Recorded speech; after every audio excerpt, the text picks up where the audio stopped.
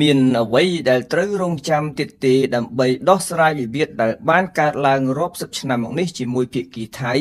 ពោលគឺកម្ពុជាបានសម្រេចចិត្តច្បាស់លាស់មួយគឺការនាំយកវិវាទនោះទៅកាត់សេចក្តីនៅតុលាការយុត្តិធម៌អន្តរជាតិ ICJ នេះជាការគូបញ្ជាក់របស់លោកនាយរដ្ឋមន្ត្រីហ៊ុនម៉ាណែតទៅកាន់នាយករដ្ឋមន្ត្រីម៉ាឡេស៊ីលោកអាន់វ៉ាអ៊ីប្រាហ៊ីមដែលជាប្រធានបដូវវេនអាស៊ានសម្រាប់ឆ្នាំ2025នេះតាមរយៈជំនួបតាមទូរស័ព្ទនៅល្ងាចថ្ងៃទី6មិថុនានៅក្នុងពិធីសម្ពោធអគារបម្រើដល់វិស័យអប់រំនៅក្នុងខេត្តរតនគិរីនៅព្រឹកថ្ងៃទី7មិថុនាលោកហ៊ុនម៉ាណែតបានបញ្ជាក់ទៀតថាការដាក់ពាក្យបណ្ដឹងទៅតុលាការ ICJ របស់កម្ពុជាជាជំរើសល្អបំផុតខណៈយន្តការទ្វេភាគីមិនបានផ្លែផ្កាច្រើនហើយបែរជាមានការប្រឈមមុខដាក់គ្នាដោយអាវុធលោកថាមកដល់ពេលនេះយន្តការដោះស្រាយផ្នែកបច្ចេកទេសរវាងភាគីទាំងពីរបានជាប់គាំងហើយមនោសញ្ចេតនាជាតិនិយមរបស់ភាគីសងខាងក៏បានកើនឡើងខ្លាំងដែរដែលបង្កឲ្យមានការព្រួយបារម្ភចំពោះការរីកធំឡើង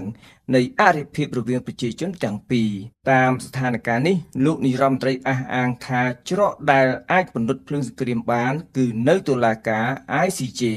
យ៉ាងនេះក្តីលោកហ៊ុនម៉ាណែតបញ្ជាក់ថាកម្ពុជាក៏នៅប្រកាន់ខ្ជាប់គោលជំហររក្សាទំនាក់ទំនងប្រជាជនរវាងប្រទេសទាំងពីរក្នុងការប្រស្រ័យទាក់ទងនិងជំនួញជួញដូរហើយកម្ពុជាក៏បន្តប្រើប្រាស់យន្តការបោះបង្គោលព្រំដែនទ្វេភាគីជាមួយថៃក្រៅពីទីតាំងវិវាទដែលត្រូវនាំទៅតតាំងនៅតុលាការ ICJ លោកស្នើឲ្យប្រជាពលរដ្ឋរក្សាភាពស្ងៀមស្ងាត់និងជឿទុកចិត្តរដ្ឋាភិបាលលើការដោះស្រាយបញ្ហាព្រំដែនតាមផ្លូវច្បាប់និងការប្រើប្រាស់កម្លាំងទ័ពទប់ទល់ការឈ្លានពានក្នុងសំណុំរឿងព្រំដែននេះលោកបានរំលេចអំពីវិវាទដែនទឹករវាងម៉ាឡេស៊ីនិងសិង្ហបុរីដែលបានប្រើយន្តការទ្វេភាគី10ឆ្នាំដោះស្រាយមិនបានរួចក៏សម្រេចយករឿងនេះទៅកាត់សេចក្តីនៅតុលាការ ICJ សូមជម្រាបជូនថាក្រៅតែពីមានជំនួបតាមទូរស័ព្ទជាមួយលោកហ៊ុនម៉ាណែតលោកអាន់វ៉ាអ៊ីប្រាហ៊ីមក៏បានជួបសន្ទនាតាមទូរស័ព្ទជាមួយនាយករដ្ឋមន្ត្រីថៃលោកស្រីផែថងឋានឈីណាវ៉ាត់ផងដែរទាក់ទិនវិវាទព្រំដែនកម្ពុជាថៃលោកអាន់វ៉ាបានទទូចឲ្យថៃនិងកម្ពុជាបន្តការអត់ធ្មត់ចាត់វិធានការផ្សេងដើម្បីបន្ថយភាពតានតឹង